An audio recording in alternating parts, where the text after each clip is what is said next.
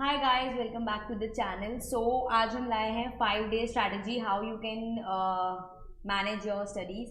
And 5 दिन अभी भी आधे लोग सो के जाग रहे हैं, तो पता चल रहा है मुझे बहुत डर होगा, धक धक धक धक धक धक धक धक बहुत ज़्यादा होगी। सो 5 डेज, अब 5 दिन बस बाकी है। मैम क्या करें, बिल्कुल समझ नहीं आ रहा है, ब्लंडर बन रहा है प्रॉपर, बिल्कुल सारी चीज़ें जा रही हैं। सो मेरी 5 डे स्ट्रैटेजीज क्या रहेंगी तुम लोगों के लिए।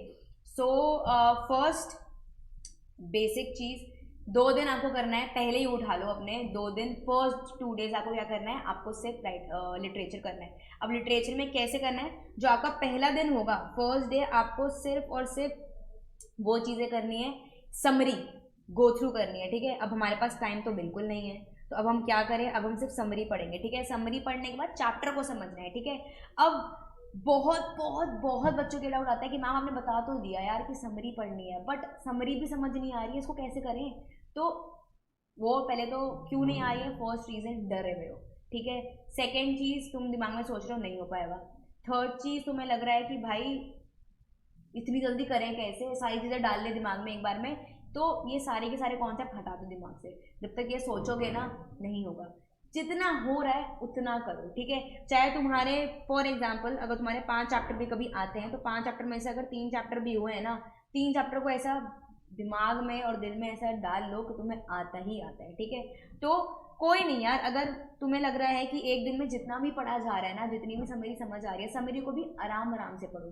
कैसे, एक ऐसी समरी देखो, या फिर ऐसी ऑनलाइन में बहुत सारे समरीज होती हैं, यू हैव रेफरेंसेस ऑल्सो, किसी दोस्त से मांग लो।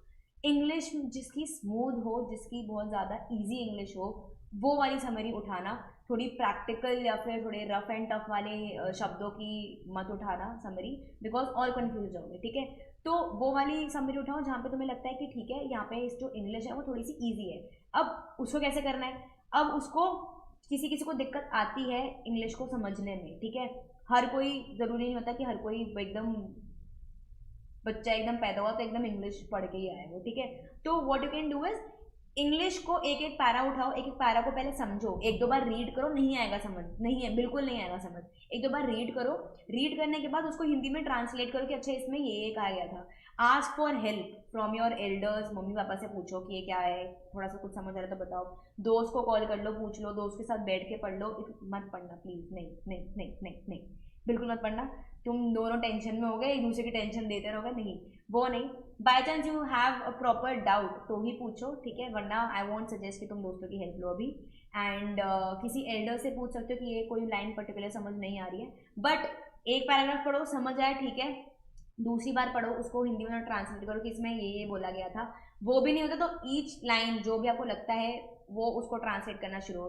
जब इंग्लिश को हिंदी में कन्वर्ट करोगे ना, तो ज़्यादा चीज़ें जल्दी से समझ आएंगी। You can ask for help from your elders, वो बहुत जल्दी आपको बता देंगे कि इस चीज़ का मतलब क्या है। तो एक दिन में जितनी भी समरी कर सको ना यार, बस उतनी ही समरी करनी है। जितने भी चैप्टर हो रहे हैं एक दिन में उतने ही चैप्टर करने हैं, उससे ज़्यादा प्लीज़ मत करना। हमें 100% के चक्कर में हमें 30% नहीं लाने हैं, हमें 100% के चक्कर में at least if you have done 80% also, तो हमें मेक श्योर करना है कि हम 80 तो लाए ही लाएं। ठीक है, तो वो अपने कॉन्सेप्ट क्लियर रखना। तो एक दिन प्रॉपर आप समरी पढ़ रहे हो, अपनी सारे चैप्टर क्लियर कर रहे हो अपने दिमाग में, उसके सारी की सारी कहानियाँ अपने दिमाग में रख रहे हो। ठीक है, अब उसके बाद क्या, सेकेंड डे क्या, सेकेंड डे में हम सिर्फ और सिर्फ क्या करेंगे, क्वेश्चन एंड आंसर देखेंगे। उसको कैसे करना है, अब ये नहीं होना चाहिए कि सारे एक बार में ही पढ़ लिए, इंपॉर्टेंट क्वेश्चन देखा, टाइप करा, इंपॉर्टेंट क्वेश्चन बता दो, जरूरी नहीं है वो क्वेश्चन है। ठीक है, आपको क्या करना है, ईच एंड एवरी चैप्टर के क्वेश्चंस को गो थ्रू करना है। अब लगा लो एक एक घंटा आप अपने एक एक चैप्टर को दे रहे हो। ठीक है, तो थोड़ा सा रेस्ट भी लो, आधा आधा घंटा भी हो सकता है, किसी किसी चीज़ में पोएम्स में आपका आधा घंटा लग सकता है, 20 मिनट्स लग सकते हैं। तो फेमिलियर क्वेश्चनों को पता चल जाएगा कि अच्छा ठीक है ये रिपीटेड क्वेश्चन है। उस चैप्टर को जो आपने पहले समरी में पढ़ा होगा ना, जब आप क्वेश्चन पढ़ रहे होगे तो आपको रिकॉल होगा कि अच्छा इस चैप्टर में तो ये कहानियाँ थी, तो वो हेल्पफुल होती हैं चीज़ें। तो सेकेंड है आपको सिर्फ और सिर्फ क्वेश्चन एंड आंसर देखना है कि क्या है क्या नहीं है। अब टाइम तो बहुत कम बचा है, तो देखने का ही समय बचा है, तो करना मत, देखना, पढ़ना, समझना उस चीज़ को। तो 2 दिन आपने प्रॉपर लिटरेचर को दे दिए, एक दिन समरी और चैप्टर समझने के लिए, एंड नेक्स्ट डे आपने क्वेश्चन एंड आंसर करने के लिए रख लिया। अब दूसरे दिन, अब तीसरे दिन क्या करना है हमें, तीसरे दिन हमें सिर्फ और सिर्फ राइटिंग स्किल्स करनी है। राइटिंग स्किल्स क्यों? क्योंकि आपको प्रॉपर आपके दिमाग में रहेगा कि हमें फॉर्मेट कैसे जाना है। अब इसके भी क्या, आई वुड सजेस्ट हर किसी के 2-2 क्वेश्चन तो कर लो। पहले 1 घंटा लगा लो तुम अपना कि तुमने सिर्फ रिविजन लिया है, फॉर्मेट का रिविजन, ठीक है, फॉर्मेट का रिविजन लिया है। उसके बाद अब तुम 4-5 घंटे लग के क्या कर रहे हो, सिर्फ और सिर्फ क्वेश्चंस को प्रैक्टिस कर रहे हो। तो जब तुम क्वेश्चंस प्रैक्टिस करोगे तो वो ज़्यादा हेल्पफुल होगा, बिकॉज तुम्हें पता होगा कि क्या चीज़ लिखनी है। अब तुमने क्वेश्चन तो पढ़ लिया कि इस पर रिपोर्ट बनाओ, इस पर आर्टिकल बनाओ, अब हमें लगता है कि हाँ कर लेंगे यार, हो जाएगा, but when you actually sit down and right that particular answer, तो और क्या लिखें, अब क्या लिखें, और इससे ज़्यादा क्या लिख सकते हैं, बहुत सारी चीज़ें, थॉट प्रोसेस हमारा आता है। तो वो प्लीज़ प्रैक्टिस करोगे तो तुम्हें और कॉन्सेप्ट समझ में आएंगे। अब जहाँ तुम रुक रहे हो ना, वहाँ हेल्प ले लो टेक्स्ट बुक की। अब उसमें रेफरेंस में क्या लिखा हुआ है तो तुम्हें आइडिया मिल जाएगा, अच्छा ठीक है मैं ऐसे भी कर सकता हूँ। तो इसी चीज़ को अगर तुम रिपोर्ट को 2 बार लिखो, आर्टिकल को 2 बार लिखो, पूरा दिन है तुम्हारे पास यार, 10 बजे आराम से 9 बजे उठो और 10 बजे तक फ्रेशन अप सारी चीज़ हो गई, नाश्ता वास्ता कर लिया, 10 बजे से लेके 1 बजे तक से फॉर्मेट पढ़ो, उसके बाद 11 बजे से लेके तुम 3 बजे तक बैठ जाओ और प्रॉपर से प्रैक्टिस करो क्वेश्चन। फिर लंच वंच करा, लंच वंच करने के बाद वापस से 1-2 घंटे का रेस्ट वेस्ट लेके शाम को वापस 5 बजे से शुरू हो जाओ और 9 बजे तक तुम यही सेकेंड बार प्रैक्टिस कर रहे हो कि क्या नोटिस, जॉब आर्टिकल, ये सारी की सारी चीज़ें सब तुम अच्छे से तुम कर पाओ। तो एटलीस्ट 2 बार तो आई रिक्वेस्ट यू ऑल कि 2 बार तो एटलीस्ट प्रैक्टिस करना ही करना है, ठीक है। तो तुम्हारा एक दिन ऐसे ही लग जाएगा। अब 4th डे क्या करना है हमें, 4th डे हमें सिंपल के सिंपल अनसीन पैसेज करना है और 3 क्वेश्चन करने हैं। 3 क्वेश्चन में कोई दिक्कत नहीं है यार, प्लीज़ आई वुड सजेस्ट कि 3 क्वेश्चन करो। अब अनसीन पैसेज में भी कभी कभी हमारे पास MCQ आ जाता है, ठीक है। अब MCQ को कैसे करें, बहुत बच्चों को ये भी दिक्कत आती है, किसी भी क्वेश्चन में अगर MCQ आ जाए, MCQ में ये देखो क्या चीज़ नहीं है पहले, this is the basic trick जो हम नहीं अपनाते। हम देखते हैं कि इसमें से कौन सा, इसमें से कौन सा। पहले 4 ऑप्शन आए, 4 ऑप्शन में देखो कि कौन सा नहीं है, इजी। अब 3 में देखने के कौन सा नहीं है, ये भी नहीं है। अब 3 में और देखने कौन सा, 2 में और देखने और कौन सा नहीं है, इसमें से मोस्ट एप्ट कौन सा है वो सिलेक्ट कर लो और तुम्हारा MCQ हो गया।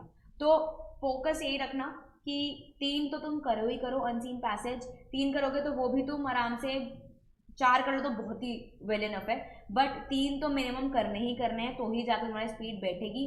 क्वेश्चन को समझने में टाइम लगता है, रीडिंग में टाइम लगता है, तो you have to utilise everything, तो वो चीज़ प्रॉपर करना। और अब तुम्हारा रहा 5th डे, एग्जाम से पहले दिन कुछ नया नहीं उठाना, ठीक है, बिल्कुल भी नया नहीं उठाना। तुमने अगर सोचा कि यार एक चैप्टर बच गया था वो उठा लेता हूँ, मत उठाओ, बिल्कुल भी मत उठाओ, बिकॉज वो चैप्टर अगर समझ में नहीं आया ना तो जितने भी 8-10 चैप्टर आते हैं ना तुम लोगों को, वो भी सारे के सारे खत्म हो जाएंगे, ठीक है। तो 5th डे सिर्फ माइंड को रिलैक्स रखना है, बिल्कुल स्ट्रेस नहीं लेना है, जस्ट थिंक कि मेरे को सारी चीज़ आती हैं, बिल्कुल अच्छे से आती हैं, just go with the flow, ठीक है। उसमें सिर्फ रिवाइज करने, रिवाइज में क्या, आपके राइटिंग स्किल्स का रिवीजन हो गया, आपके कुछ लिटरेचर में जो भी आपने पढ़ा था, समरी पढ़ी थी, वो आप समझ रहे हो, वो उसके क्वेश्चंस देख लो तो तुम्हारा रिकॉल हो रहा है। And just study for at least 3 to 4 hours, बस उससे ज़्यादा स्टडी करने की कोई नीड नहीं है। एग्जाम के एक दिन पहले बिल्कुल स्ट्रेस नहीं होना चाहिए, माइंड को फ्रेश रखना है। लगातार पढ़ोगे और चीज़ें देखोगे, घबरा जाओगे तो वो चीज़ मत करना, बस गो विद द फ्लो वाली 3-4 घंटे पढ़ना, उससे ज़्यादा बिल्कुल मत पढ़ना, रिलैक्स रखना, थोड़ा टहलने जाना, दोस्तों के साथ घूम घामने जाना, आजू बाजू सोसाइटी में घूम लेना, यही चीज़ करना, बाहर एकदम पार्टी वाले में नहीं जाना, ठीक है। तो 5th डे को सिर्फ relax and revision 3 to 4 hours, जिसमें आप लिटरेचर और राइटिंग स्किल्स का फॉर्मेट समझ लो, सारी की सारी चीज़ें और कुछ नहीं, ठीक है। अनसीन पैसेज करने की ज़्यादा नीड नहीं है, बिकॉज अब वो तो एकदम उसी टाइम आता है तो आप लोगों को पता नहीं होगा। तो this was the 5 day strategies तो आपको अपनानी चाहिए, एंड चिल करो, कोई दिक्कत नहीं है, सब अच्छे से करोगे। And just make sure timely तुम खत्म करो और प्रैक्टिस इन्हीं 5 दिनों में अपनी थोड़ी सी टाइम मैनेजमेंट वाली प्रैक्टिस करो और देखना कि कब कौन सा टाइम पे तुम्हारा कौन सा सेक्शन खत्म हो रहा है, उसकी भी मार्किंग करना, ठीक है। Then have a safe paper and do well, all the very best, thank you.